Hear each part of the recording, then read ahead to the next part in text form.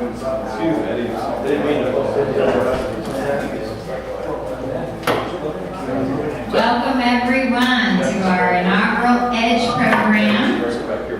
First, let me just check on the phone. Do we have people on the phone? Just someone responds that we have is working. Okay, great.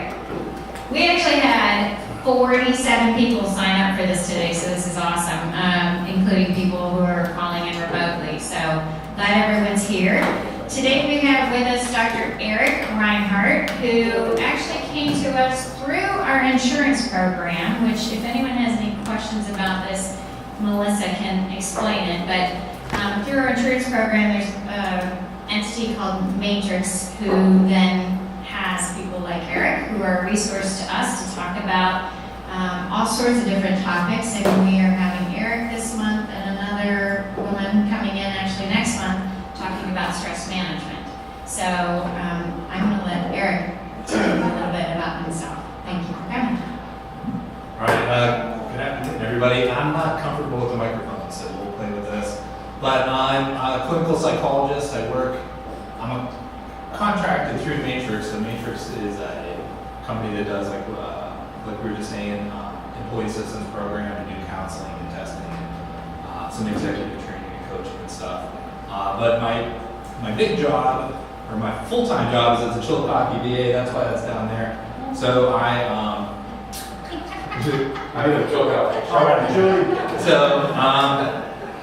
that's my full-time job, and then I do some consulting work and contract through Matrix in the evenings and on weekends. And so I got the opportunity to kind of do this.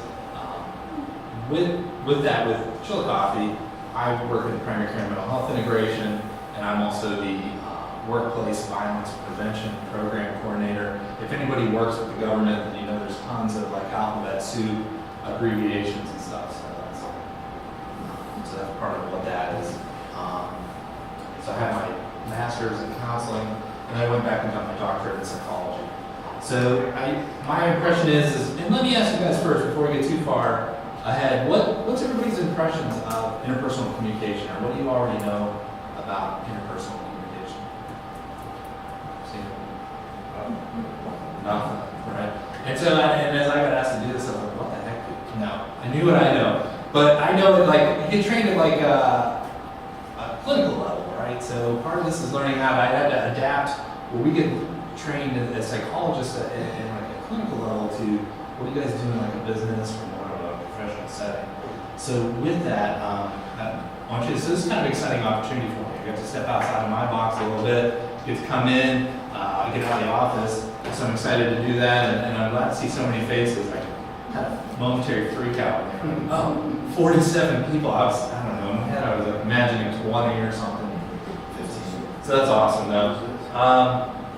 So just a quick overview. So what I did, and some of the references in the back are several books that I started panning through, looking through, and reading, and trying to find some common themes about when we're trying to communicate one-on-one or individually with each other. What are some of those? I tried to boil it down to the key things that a lot of these authors and a lot of these different topics represent. So one of the first things is just becoming aware of ourselves and others, right? So we all have this verbal and nonverbal behavior, and we need to become aware of what's going on with our thoughts, what's going on with our feelings. Because a lot of that drives how are we communicating with each other. The next thing is how do we build rapport? How do I connect with people? And I think the biggest chunk of that is developing a sense of trust and safety with the person that you're trying to communicate with. That was another big theme. And then learning how to actively listen and then asking questions so that messages are clearly understood in the sense of how are we communicating, what are we doing back and forth with each other. It's easy to get misinterpretations. And then the last thing is reinforcing success. So when it's working, we want to make sure that it keeps working. We want to reinforce that and build future. We want to continue to build on that relationship, right, and that communication style. So the idea is, what are you conveying? So a lot of times, what we say accounts for about 7% of what's believed. The way we say it accounts for about 38%, and what others see accounts for 55%. So I think we've all seen the person that does this. How are you doing today? Yeah, I'm fine. Everything's good. It's real convincing, right? Do you believe that? Right? They're saying they're fine, they're saying everything's good, but we can tell from their body language that they're not having to say anything for us to know everything's not fine with this person. And so that's what others are saying. So when we communicate, we have to include what are we thinking, what are we feeling, and then what are we doing with that. Any questions so far? I'm afraid I got a little coffee. That was intentional. I wanted to be like happy for you guys and keep you guys engaged, but then I might zip through these slides really fast and get out of here at 3:30. So we'll see. I do want to leave time though. I did want to leave a few minutes extra to make sure if anybody has any questions or as we go through things, we have time to speak up. One of the things that I want to talk about though in this bottom part is the thoughts, emotions, and actions. We want those to be integrated, right? So am I saying what I'm thinking and am I doing what I'm saying? And that's where we start to build authenticity. That's where and that's when people see that authenticity, that cultivates trust, right? So you're like, I don't know. Anecdote. So I do a lot of, through Matrix, I do a lot of couples counseling. And so we'll probably get into this more, but as I have a couple seated, as they're passing notes in class. Perhaps.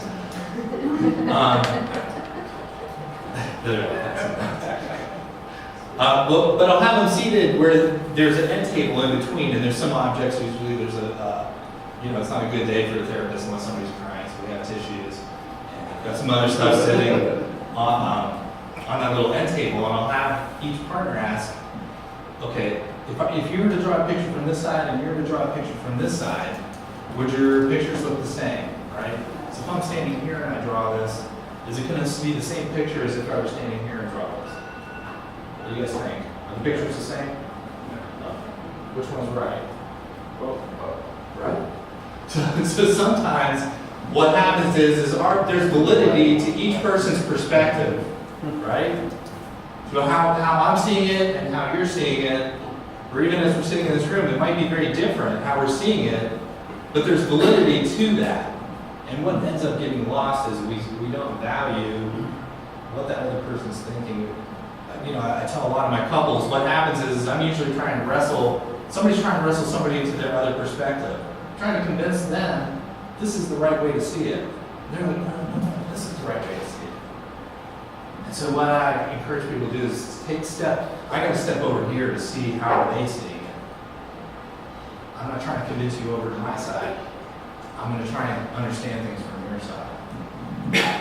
And a lot of conflict, that's how a lot of conflict arises. And I think that's one of those key interpersonal skills to be utilized. So, it's just a little quote I found. Self-awareness happens when we become aware of other people, things, and places around us and how we are all connected. So some of the key questions as we're starting to develop, or you want to be more aware of what's going on so we can communicate more clearly is, what are we thinking? What are those thoughts about this? What are we feeling? How do I feel about the situation? And then what are we doing? So down here this comes from a cognitive behavioral theory.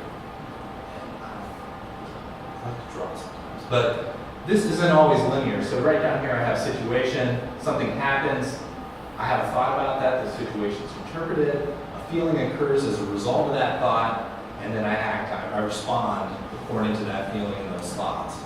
And this is not a linear process though, it's bi-directional. Right?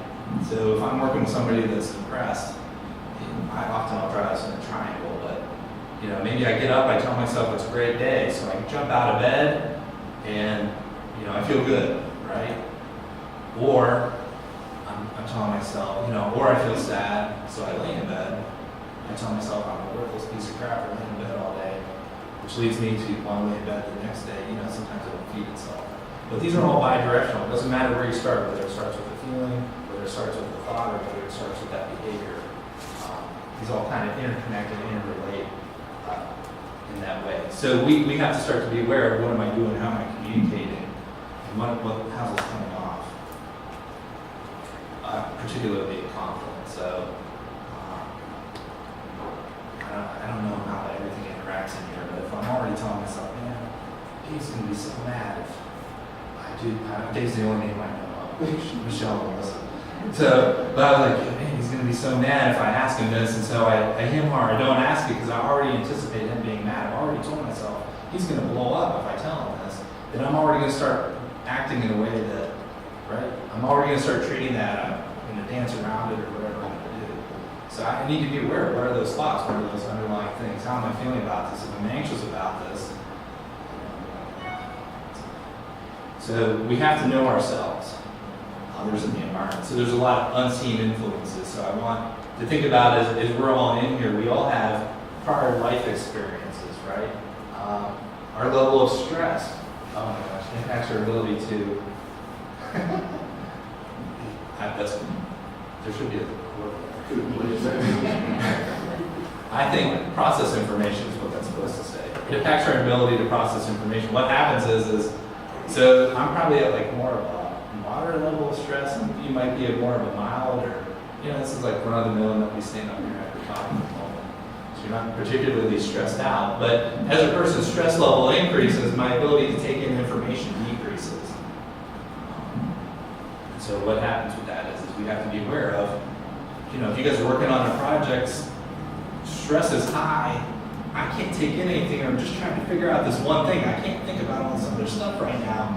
It makes it real hard to communicate to that person, and it makes it hard for that person to communicate out to you because there's just too much. I mean, has anybody had that, or you feel overwhelmed with too much stuff going on? I know everybody in this room has had moments where you're just like, fuck, this didn't work right now. We probably think that, we think of that about 45 minutes. So, but it could be our backgrounds, our attitudes, our values, how we communicate. That can influence that cultural era. So I know working with veterans down in Chillicothe, I know that the Vietnam guys act different than the OEF, OIF guys. That's our Iraqi Enduring Freedom, Operation Enduring Freedom. So to this cultural era, so those are the younger guys, they're going to be in their 30s, 20s, 30s, maybe 40s, right? Where the Vietnam guys are in their 60s and 70s now. So that's something to be aware of. What's this cultural era? As you guys are interacting, I see people with different age ranges, right? And what maybe people have different senses of work ethics, or I know millennials get picked on. I'm just outside of millennials, so I'm not claiming that. But I know millennials get picked on versus baby boomers, right? Those are those cultural eras, and that can affect how we communicate or what our expectations are. It could affect our beliefs and attitudes and values about how are we interacting, what do we need to do to interact. Our social history, right? So if family's kind of quiet, or maybe you have a really loud family. My mom's one of 7 kids. When we would have Thanksgiving, I know somebody was just telling me, we're having like 15 people over for a birthday party. I don't know what we're going to do with all these people. So when I was a kid growing up, if we didn't have 30 or 40 people at Thanksgiving, what the heck? So by the time we have cousins and aunts and uncles and everything. So that social history is maybe somebody's comfortable with a bunch of people around. My wife grew up with, it was just kind of her nuclear family, and so she gets a little frustrated when she gets to my family stuff and there's 70 people floating around. So that social history can totally do that. And then we have our verbal and nonverbal communication styles, right? Am I soft-spoken? Am I loud-spoken? Do I too fast, too soft? Nonverbal, so I got a little video here I think you guys will appreciate about nonverbal, but I think it plays into it. So I know I work with one of these guys, one of the trainers that we do this prevention and management of disruptive behavior, and he's constantly like, because I'm happy, like, dude, he's probably like, I know I have this, where he just looks angry all the time. He's really not. I don't think. Wait. Is there a way to get the speakers?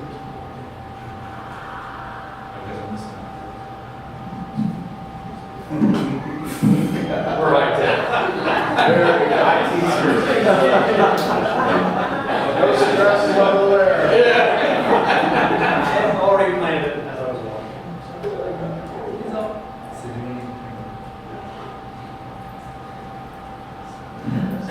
And for the people on the phone, we are videotaping this, so if you miss some of this, you can get it.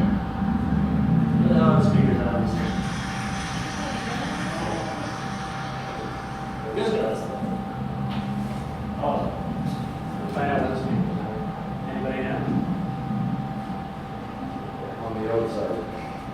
It was here. To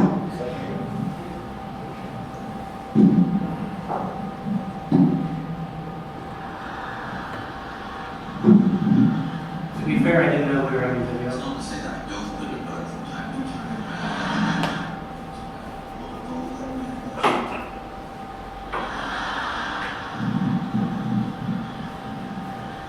It's not to say that I don't put it back from time to time. Let's talk about his eyebrow position, right? Just here a little bit. Which should have mentioned, yeah, at the start, because what happens is people just end up looking at your eyebrows. Don't listen to what you're saying. What you need to do is further move up and down. But it is important to know where your eyebrows are when you're talking. Always have your eyebrows up when you're asking someone where the toilets are. Do you know the toilets? Toilets? Do you know the toilets are?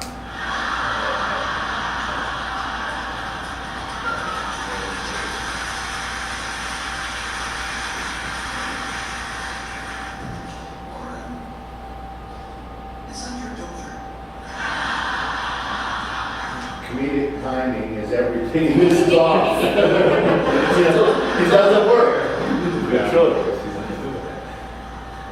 know the toilets are? He was asking, he's good. You have about his eyes doctor things. You know where the toilets are? Yeah. Right? But,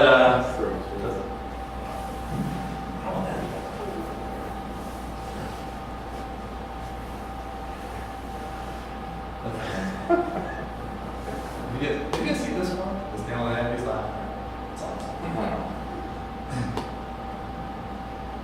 So, anyway, with that, I think this is a good way to show.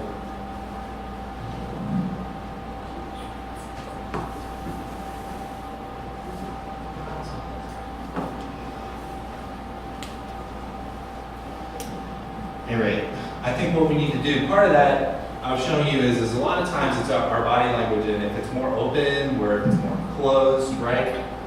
When we start talking about connecting here in a few moments, I think we need to be aware of that. When our eyebrows are up, it really does impart like, it's like, hey, I'm excited to see you. I'm interested in what you're saying, right? Whereas if I'm down here, it's like, oh my God, this awkward, scrum over there. So that's one of those really subtle things I think is to be aware of. Really, it's like, where are my eyebrows? This is a really great idea. I really like to hear about that, right? Something so easy as being aware of where opening our body language like that. And then what are our stories, right? So what are our interpretations of reality? Like I said, if I kind of walk around, and there are people that, some of them can probably argue that they're just realistic, or some of us might call them pessimistic, or some might call them depressed, or whatever. But they have this kind of like, interpret, Charlie Brown or Eeyore, right? It's just going to probably rain today, and everything's going to be. So what filter are you filtering? That's kind of filtering how you're seeing things, and that's how you're projecting yourself too, right? Based on what my interpretation of reality is. You guys have any questions or thoughts up to this point? I always like to take that like pregnant pause. There was a psychologist, he's a researcher, Carl Rogers. He developed this, it's called humanistic psychotherapy. And he is very like patient-centered, so the patient would drive. And so he would just wait, he would kind of reflect back and summarize, we'll talk about that here in a moment too.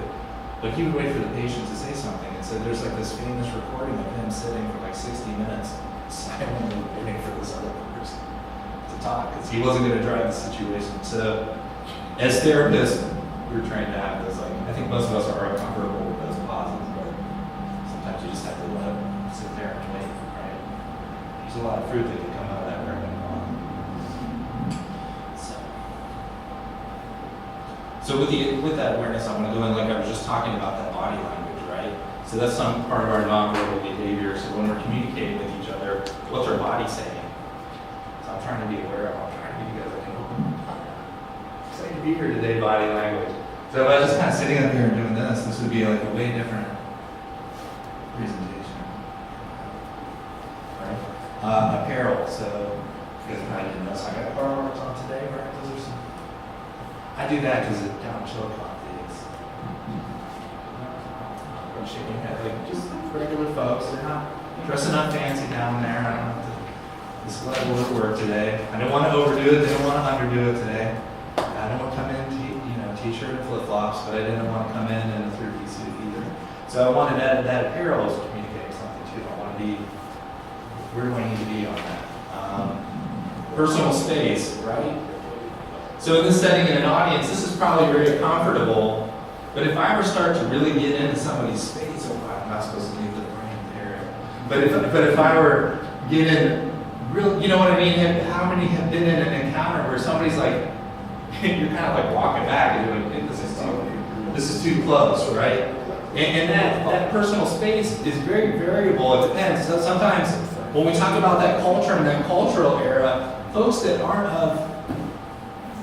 weren't born here in the States, or if they're not of like European descent, sometimes that personal space gap is narrower or farther, right? So it's something to be aware of in our appearance and our attitude. So that kind of goes in there too, like I said. So I trimmed my beard this morning for you guys, shaved up, I trying to spiff up for you, right? Because that appearance is important. I want to make that connection. So that's part of that communication. What I want to communicate that you're worth my time. I didn't want to just slide in here and look like I just put a presentation together at the last moment. I didn't want it to look that way.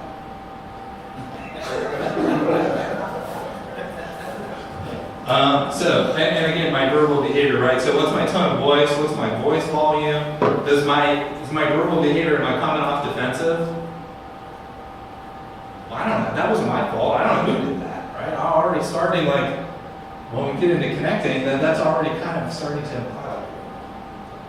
Am I calm? Or am I in control? Am I irritable? Am I impatient? Right? So again, when we're talking about connecting and that authenticity, now it's all right to be irritable, but I also want you to be aware of. That's something to be aware of. What's my tone of voice? Am I real loud? Am I a loud talker? My wife's family is of Italian descent, and her grandparents are deaf. So there's a lot of hand movements. Lots of and as I was doing my research, they were talking about how hand movements are actually, you could be saying one thing, and if your hands are doing something different, people are tuning into what your hands are doing and not what you're saying. I can't remember something. Easy, slow down, right? You probably can see your hands before they hear what you're saying. And like I said, when we're stressed out and all that information's coming in, then maybe they're just picking up on that and not picking up on some of that other stuff. So, I thought this was interesting as I was doing some of this, and it says, what emotional content do you bring? So some of those questions might be, is it pleasure or is it pain? Are you sending friend or foe messages? I'll veer off my notes.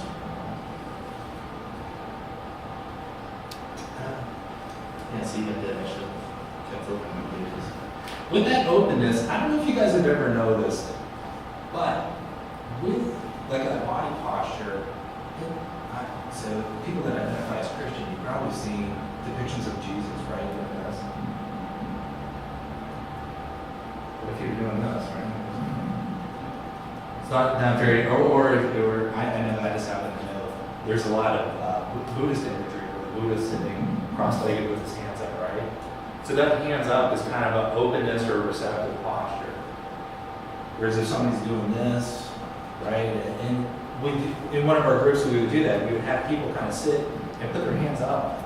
Maybe they're receiving new information. We put your hands up versus seeing what it feels like if I have my palms down or closed in a fist. And just subtle shifts in your body can totally affect how are you communicating or how are you what's your willingness to receive new information. So as you guys are, I'm going to start watching everybody's hands, putting them up or down where you're at. But I play around with some of that stuff. Like I said, so I'm trying to intentionally kind of do that. So that's kind of a receptive thing. Like I'm open to hearing what you're saying, and people will pick up on that. So when we're communicating one-on-one, you want to be able to do that. You want to be aware of is your ability of conversations to trigger emotional reactions. I don't know, kind of awesome. Just anecdotally today, like this vet was telling me about some stuff they had to do over in Persian Gulf. There's some casualties. He said it was cool, it didn't really bother me. 2 years went by. One of the crew members committed suicide, and he goes, all of a sudden, you heard that conversation, he goes, all this stuff just flooded me and I can't sleep. And I'm just within 2 years. So that ability, just hearing about the death of that person that he knew, triggered this whole emotional reaction from something that happened 2 years prior. And so we all kind of were sitting with like different life experiences. Just as human beings, we all experience different unpleasantness.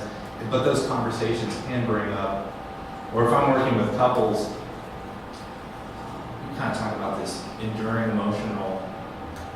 enduring vulnerabilities. So, I give the example, when I get home from school, my mom, usually so we hit the door, she's like, well, I need you guys to do this, I need you to do this, I need you to do that, that, and that, right? And then get your homework done, and then we're going to do dinner, and that felt really overwhelming. You're like, okay, I just want to sit down. And so now, as an adult, I come home from work, and my wife's like, you wouldn't believe what happened today, because she stays at home with the kids. And it's just like, oh. And that's one of those like enduring vulnerabilities where you kind of have to understand, like, hey, when you do that, it takes me back to when I was a kid and my mom would like overwhelm us with all this information. If you just let me come in and unpack my lunchbox, things would be so much better. Just let me decompress for a minute, right? So just be aware of those conversations to trigger those. And although I said there's not a lot of importance with words used in a conversation are rarely neutral, right? So words have histories. They have a context within what I call your relational framework. I'm sneaking some other stuff in there, but if I say milk, right, did an image flash in people's mind of, I don't know, or so this is what I want to do. We're going to do a little experiment. I want everybody to take a moment and think about your favorite food. If you want to close your eyes, we don't have to say it, but close your eyes and I want you to think about their favorite food. Usually if I work with somebody one-on-one, I just ask them and they say, okay, it's pizza. Okay, well, I want you to think about the best pizza in the world. I want you to think about the cheese. I want you to think about the sauce. I want you to think about the bread, right? And a lot of times, if we really get into talking about it, really let you imagine it, your mouth's going to water. The pizza never had to be in the room, right? But the words triggered it. Humans do a good job. We take abstract things, this word, and then we can apply it to something that's concrete.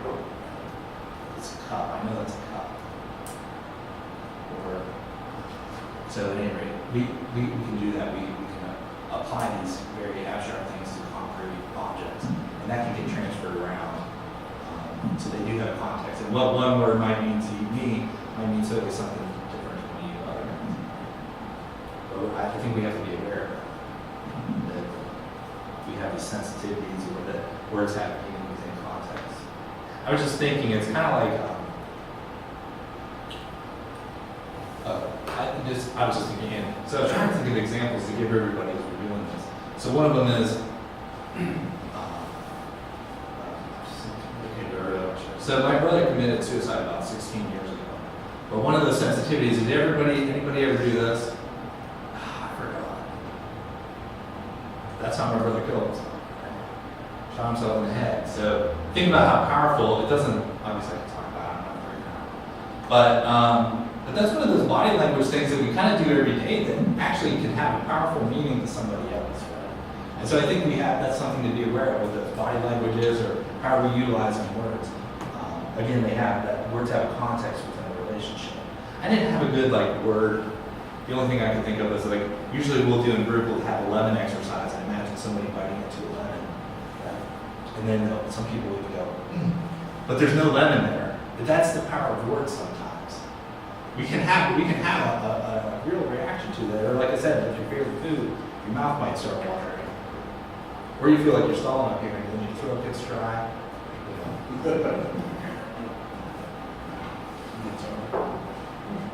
It's 3:30. See, I told you guys I would bust through by 3:30. All right. So with that, one of the big things I read, so as I was reading all these different books about interpersonal communication, the biggest thing that came to me or I saw was this connecting. So it's the ability to identify with people and relate to them in a way that increases your influence. So connecting is not about you, but the other person you're trying to connect with. So as a therapist, if nobody wants to go and sit in a room with me and I'm going to talk all about me, right? You wouldn't believe my day today. It was so crazy. I had 6 other patients before you got here. This one had anxiety. This one did this one did that. Nobody wants to. They didn't come here for that, right? And so that's kind of the same thing. Is we're working with people. If you want to build a connection with somebody, you have to put the emphasis on them, right? And so with that can be done one-on-one. We can do that in groups and with an audience. And I have some of that stuff in here. So when I think of interpersonal communication, I'm thinking more one-on-one versus a group or an audience. But I do have some tips. Some of the barriers, though, to connecting with people could be your ego. So I'm just, my ego gets in the way.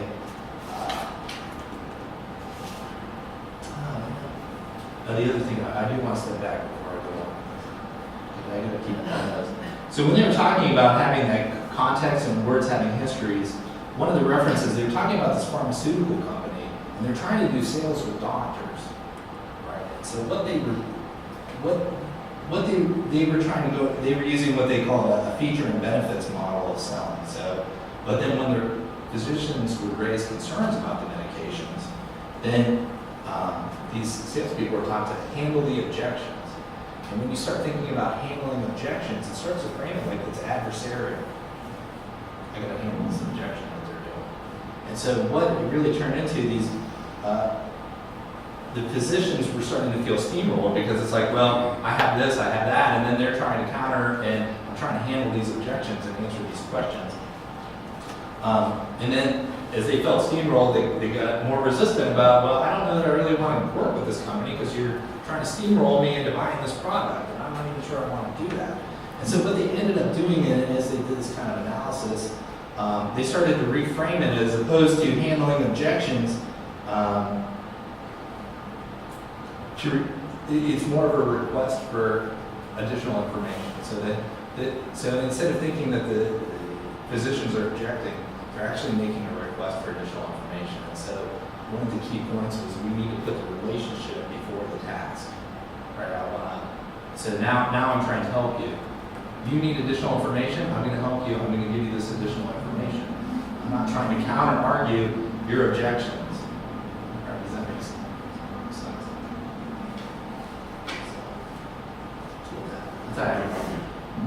So ego, insecurity, and then immaturity, right? So the way they define that, the way Maxwell described that is maturity is the ability to see and act on behalf of others. Right? So I need to, again, so that's kind of putting the other person first. That's more how they kind of define maturity. I don't know if that's the official definition. But if I'm immature and I'm putting myself first, my ego first, and I have to deal with my insecurities, then I'm not connecting with you. I'm just trying to deal with my internal stuff. So there's 4 components to connect.